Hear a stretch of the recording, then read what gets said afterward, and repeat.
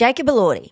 No, not him. I mean, yes, but no, we're not here to talk about that. I was watching some of the red carpet footage and I saw him walking down with someone who looked absolutely stunning. And I was like, who is this hot babe who's wearing one of the best dresses of the evening? I found out it was his mum.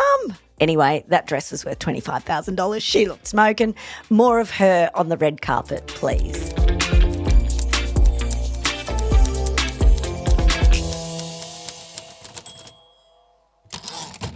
Well, hello and welcome to another episode of The Moment, where you and me, we dissect the moments that everyone's talking about today or this week.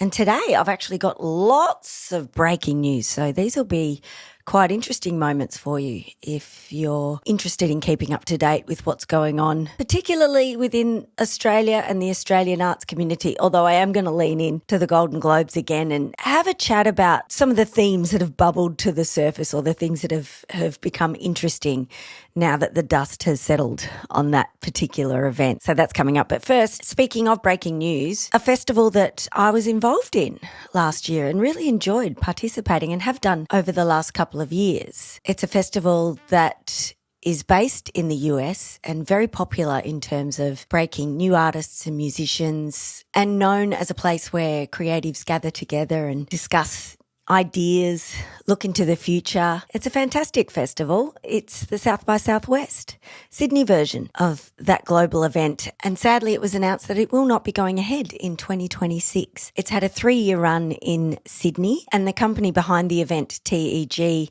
said in a press release that the decision reflects a changing global environment that is impacting major events, festivals and cultural programs worldwide. So that's sad news. I think I really enjoyed the podcast element of the festival, obviously because I'm doing a podcast, but I felt like there was a real sense of excitement in the room. People were genuinely working in a space where new ideas could play and where there was a bit of energy and enthusiasm about the future. Yeah, it was fantastic. So, yeah, sad about that. Hopefully there will be an opportunity for it to return if things change. But given the nature of what's going on in the world at the moment, I don't know. It's all very uncertain, isn't it? How are you coping with that? How does one get a grounding when a lot of things seem like they are up in the air or horrible events could go either way? Or it's a really strange and difficult time. I think I learnt something from Blair Sockey, who I chatted to a couple of weeks ago on the podcast. She's a comedian and has a fantastic new podcast herself. And she's gone through a fair bit of trauma and grief in the last year or so. And her suggestion was to lean into the small moments of joy, little things. And that can often help ground you. And I think that's really great advice. So thank you, Blair, for that. I always remember that when I'm feeling a little bit wobbly. Just head outside and look at the birds, walk around, look at the trees. Little moments of joy. Nature can actually give you that. It's a fabulous healer. Another quick moment for you. Paris Hilton has announced that she's releasing a documentary. Look, I'm a little concerned because a lot of these documentaries are now getting to the point where, A, the market is getting a little oversaturated by these celebrity documentaries. There are a lot of them now, but also these documentaries are propelled by the person who is the subject of the documentaries, and quite often that can lead to quite a bit of bias or perhaps interpretive storytelling when it comes to certain things. So it'll be interesting to see this one. She's written a book as well, and it will document her experience of not just being one of the world's biggest celebrities in the 2000s, the early 2000s, but also a lot of the trauma and abuse that she experienced as well, which she has come out and spoken about over the last couple of years. And I think that's been quite liberating for her. She's calling it Infinite Icon, and it will be a visual memoir. I'm not sure what that means entirely. I think it's just another term for documentary. But she's also calling it a theatrical experience in that, as far as we know, it will only be screened in movie theatres. So getting a sense of a real event around going to see this documentary. A little bit like Taylor Swift did with her new record, where she had the accompanying film on the day of release. And I think it's really interesting that these celebrities have latched on to the fact that the general public, the audience, the fans, however you want to term it, love to be immersed in things. They love that immersive experience. And it's kind of lovely that we're going back to the idea of cinema as the place where you get that, making cinema a special event, going to the movie theatre a special event. I love that because it has been diluted because of all the streamers over the last 10 or so years, and people stop going to the cinema. We know that, but this is a great way to reinforce the fact that a cinematic experience is something that is very, very pleasurable, and it's very different to sitting down and watching it on your couch with all the distractions of life around you. So I'm into it. Whether or not it will be on streamers later, who will know? But of course, I'll keep you posted.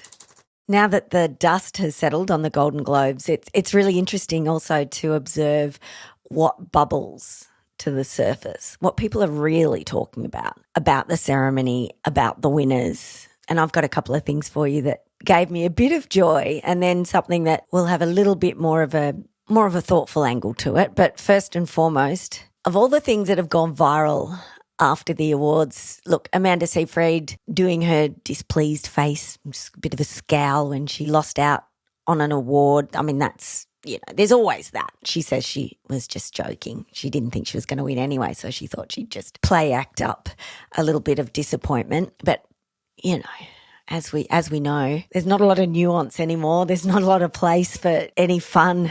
It seems even when you try and do that, people will interpret it the wrong way. So that didn't go down very well, but this one gave me a bit of joy last night, and I'm struggling to find out why. It was a social media post by someone called Ben Fritz, and it had the little sort of headline, "Is this legal?" And it was a photo that could have been directly from 1994. It's as if someone opened a door to a portal to that time, because it was Leonardo DiCaprio sitting there having a chat to Kate Hudson, and now both of them look pretty much the same as they did back then, to be honest. I don't know if that's the magic of Hollywood or they're just very youthful. I suspect it's both of those things. And sitting at the table next to them was Sean Penn, and Sean Penn was doing what you should not be doing indoors at an award ceremony, and that was just having a sneaky dart, like got the head down like that, and it was a cigarette. Like, I mean, do people even smoke cigarettes anymore? I don't know. I thought they were all vaping. But anyway, old school does as old school wants, and that is exactly what Sean Penn was doing. And Ben Fritz has written another little caption, "Inside Cigs hits different." And it's true, it reminded me. And I liked it. Like, I actually thought, oh, well, good on you. I know it's bad for everybody, and passive smoking is a terrible thing, all of that. We know that. However, it reminded me of a simpler time. I mean, I was thinking back to my first job when I was music editor at In Press magazine in Melbourne. It was my first proper job. I mean, I'd had pub jobs and all sorts of other jobs prior to that. But in that job, in sort of, I think it was 1994, 95 maybe a bit later, I'm not sure. But when I first started, we used to have ashtrays on our desks. Everyone smoked, and even if you didn't, you had an ashtray on your desk, because the people who came in for meetings, and often record companies would come in to show me the new music on CDs. That's how old I am. And if they smoked, you would say, "Please have a cigarette. Go for it." So we literally smoked at our desks. I can't even fathom it now. Just the smell. Oof. But it does remind me of a different person, a completely different person in a completely different life. And that felt somehow nice, kind of cute. And I think I also liked a bit of that "fuck you, I do what I want" attitude. Maybe we're getting a bit of that emerging again in the culture. I mean, Sean Penn is literally the embodiment of "fuck you, I do what I want," and has been forever. But maybe there's a little bit of pushback on the perfection that is expected of everybody. And I like that. And speaking of smoking, but this is a different kind of smoking, more like smoking, Jacob Elordi. No, not him. I mean, yes, but no, we're not here to talk about that. That's no shit Sherlock territories. He was there at the Golden Globes. He was up for 2 awards. not only for his performance in Frankenstein, where he was up for Best Supporting Role in a film, he was also up for Best Performance by a Male Actor in a Limited Series, Anthology Series, or a Motion Picture made for television. How's that for a title? For the TV show The Narrow Road to the Deep North. And what was lovely about this is that because he was up for 2 awards, maybe he got 2 +1s. At these events, you don't usually get +1s. It's really interesting unless you're super famous. Like the Logies. I mean, I think I've only taken a +1 once. Every other time you go alone. It's expensive. Companies don't want to pay. You don't get to bring your partners unless you're super famous Timothy Chalamet because you've got a famous girlfriend, etc. Perhaps that's why they get them. But he got 2 +1s by the looks of things, and he took his mum and dad, which is not only really sweet. I was watching some of the red carpet footage and I saw him walking down with someone who looked absolutely stunning. She was in this almost floor-length figure-hugging sequined gown, mostly black and red with a bit of yellow in there, and whew, what a babe. What an absolute babe. And I was like, who is this hot babe who's wearing one of the best dresses of the evening? And so, of course, I did a deep dive and I found out it was his mum. His mum, who also had utilised her son's Bottega Veneta ambassadorship, I guess you could call it. I think he's dressed by Bottega Veneta. Anyway, that dress was worth $25,000. She looked smoking. More of her on the red carpet, please. More mums. Bring it on. Some negativity around what happened at the Golden Globes, and that is that people are saying that it didn't reflect the moment in the US. And look, a lot of people criticise celebrities and entertainers and personalities for talking about what's happening politically or socially. You know, they say it's not your place. And a lot of celebrities have been speaking out, and I think we should be encouraging that. But this ceremony was most notable for saying very, very little at all, especially given what had happened just a week prior and the shooting of Renee Good, who was murdered by an ICE agent. It's interesting that very little was spoken about that. Jean Smart, in her acceptance speech, made reference to it, but the only person who actually said her name on the red carpet was Mark Ruffalo, who's very outspoken on the regular, and look, I appreciate it. I absolutely appreciate it. He's a man of conviction, and he was called over by an interviewer to explain the pin he was wearing, because as I said yesterday, everyone's wearing brooches, but a lot were actually wearing political brooches, and something that was popular as a way of speaking out was wearing the Be Good brooch, which was in reference to the murder. And he was asked about the pin he was wearing, and he said he's not feeling so great. We have a woman, Renee Good, who was murdered in our streets of America. As much as I love all this, he went on to say, I don't know if I can pretend like this crazy stuff isn't happening. I do think at these events, without people speaking out, without people including things, it does sometimes give the impression of the emperor's partying while Rome burns. And sometimes I feel like I'm contributing to that by commentating on it. However, I also believe that the two things can exist at the same time. You are still allowed to engage with the world because it's almost a necessity as a coping mechanism. Because otherwise everything is deep and dark and heavy, and it's our job to keep talking and to keep educating when others can't, when others are stuck in situations that are terrifying or they've been silenced. So it's a really difficult one, but I think we are going to go back to that. But it was interesting that very few of the speeches really conveyed anyone's politics.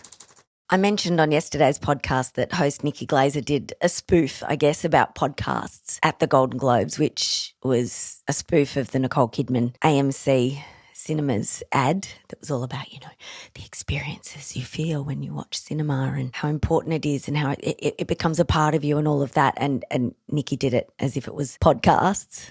And it was very, very funny, took the piss essentially and captured the best and worst things about podcasts. But because it was the first time that there was a podcast award category, it's become very much a hot conversation topic, not just about the category, but about podcasts in general. And I think it really shed light on the fact that this medium is so on the rise, especially in the US. It's probably a little bit catch up here in Australia, but it's definitely happening. But what's happened with podcasts, and we as listeners have always known this, there's a real authenticity about podcasts. There's a real intimacy about podcasts and a sense of community for people who listen to the same podcasts. It's in fact quite different to what more traditional media outlets can and do offer. It's company in a way that perhaps they can't offer in ways like they used to.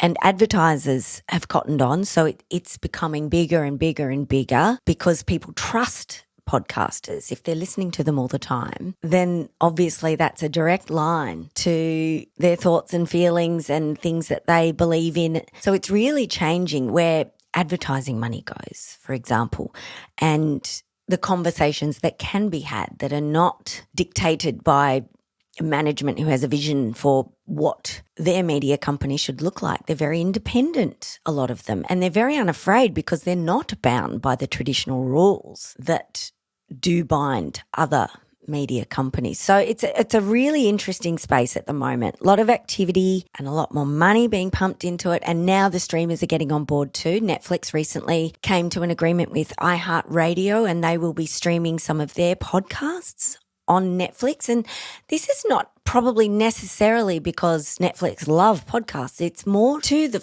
point that podcasts and podcasters give an audience a sense of regularity and comfort. And this is something that radio traditionally did. And Netflix hasn't been able to offer that kind of you come here and you stay here. People just come for shows at this point. But if they've got something to put on in the background that they can do every day, it's just in the house, then that is where it's heading, I think. And podcasts are far cheaper to make than television because there's not obviously that quality that people have come to expect from television productions. So I think that's what Netflix is tapping into. It's that background company that traditional television could offer. You know, those morning shows that are on every day with their advertorials. People just like it in the background. And Netflix hasn't nailed that thus far. So I think streamers will follow suit with other podcasts soon. So this is why this podcast award category has caused quite a bit of a stir. I think a lot of people who already work in the podcasting industry thought that this award category was going to acknowledge great craft and it would be driven by audio and celebrate the more narrative podcasts and the more creative podcasts. But instead what happened for the Golden Globes for this first time, they engaged a third-party podcast research firm and they then released a list of 25 qualifying shows, and the parameters then became more about celebrity-led projects that already had quite huge success. So that was the list of nominations, and then we had the final lot, which was Armchair Expert with Dax Shepard, Call Her Daddy, which is a huge podcast, Good Hang with Amy Poehler, Smartless, which is Will Arnett, Jason Bateman and Sean Hayes' podcast, the Mel Robbins podcast, and more traditionally Up First, which is a daily news podcast from NPR. But most of these celeb-driven chat programs with enough money to look great now that podcasting is heading in the video direction. So people were a little bit pissed off with this, a little bit annoyed because this is not essentially or traditionally what podcasting has been about. They're saying that it doesn't represent what success in podcasting is. To them, podcasting success is great storytelling, great community, creativity. And they're also saying that what was in the category is what outsiders would see as success, not podcasting folk themselves. And to have then the nominees be already massive celebs getting the opportunity to talk to their friends and make even more money, I think it was a little bit frustrating for a lot of folk. And the point was made that the rest of the Golden Globes actually celebrate craft and artistic achievement and not box office success. There's one category that goes towards box office success. Everything else is about creativity. Everything else is about craft. And I think this is really interesting. It is a very, very valid and interesting point that the critics of this category have made. And we're at a time where we're trying to define what podcasting is, and maybe it's best we don't, because that's actually allowing us the freedom to do whatever the hell we want, which is why I'm here. I'm giving it a go. There are no rules. There's no one saying, no, you have to do this at this time and you have to you have to introduce a segment like this and you have to give the history of something. I mean, it's all helpful and relevant, and I certainly use my broadcasting and presenting skills to do that because it does make sense. A lot of those rules make sense, but a lot of them aren't as relevant anymore and we don't have to. So I kind of think it makes it like whole new territory and it's exciting. But perhaps the solution to people who feel like the core of what makes podcasting great was left out is another award category. And maybe this was just to open the door to get people interested. So that's why they went with the big celebrity names. But maybe they do need 2 podcast awards, one for chat, one for one of these ones where you just sit there and bang on about whatever you damn well like, and one for content and craft. But that could be down the track. Maybe this is just testing the waters, gauging the interest, or even using celebrities as a way to legitimise podcasting. You get the big names who are already in the room, who'd be there anyway. You get them nominated and that opens the door further. So I'm not saying either approach is correct. Maybe both of those approaches are correct. And let's not get too quick to categorise exactly what podcasting is at this point, because this podcast could turn into something completely different to how I started. The moment could be me just doing ASMR sleep podcasting. I could do that. I need it myself. I look forward to seeing what happens next. Anyway, glad the conversations are happening, but they won't be happening at South by Southwest.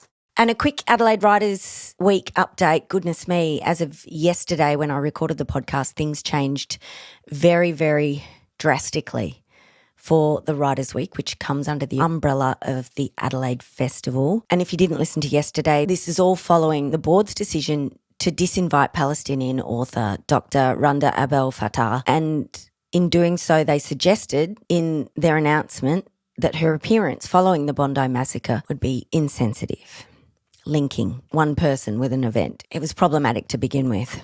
This gained support from the South Australian Premier, Peter Malinauskas, who made very strong comments in support of the board at the time. And this is now going to have further repercussions down the track for him too, which I'll get to in a minute. You can safely say that the fallout of the board's decision has been catastrophic. We had, as I mentioned yesterday, 180 participants pulled out. Yesterday, the director of the festival, Louise Adler, resigned. Now, Louise is on the Jewish Council of Australia's advisory committee. She is a Jewish woman herself and is the daughter of Holocaust survivors. She resigned, saying that she could not be party to silencing writers. And after that, the festival has now been cancelled. So as of yesterday, it was cancelled. And I think it's safe to say that, again, there's that disconnect between decisions made by a board who come from a predominantly corporate world, who may not have, I mean, this seems really odd to me, but hadn't thought through their decision and had ignored what had happened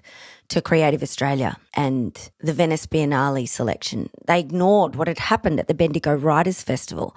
And that just seems really odd to me at this time and shows an ignorance about what these festivals actually do, and that is have deep discussions with people from all backgrounds. And to single out one person from one background at a time and somehow link the two is problematic at best.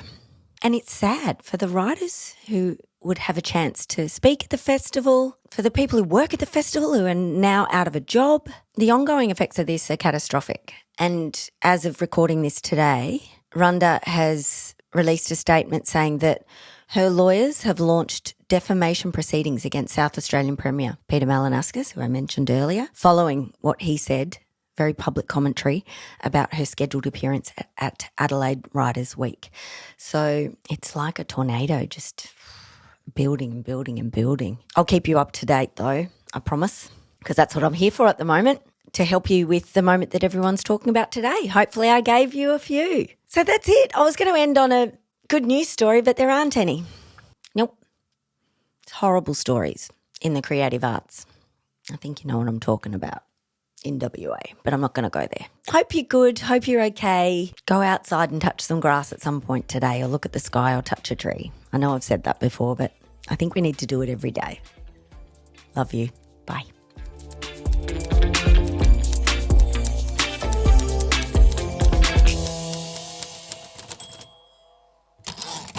This is an MIK Made production recorded on Wurundjeri land. Always was and always will be Aboriginal land.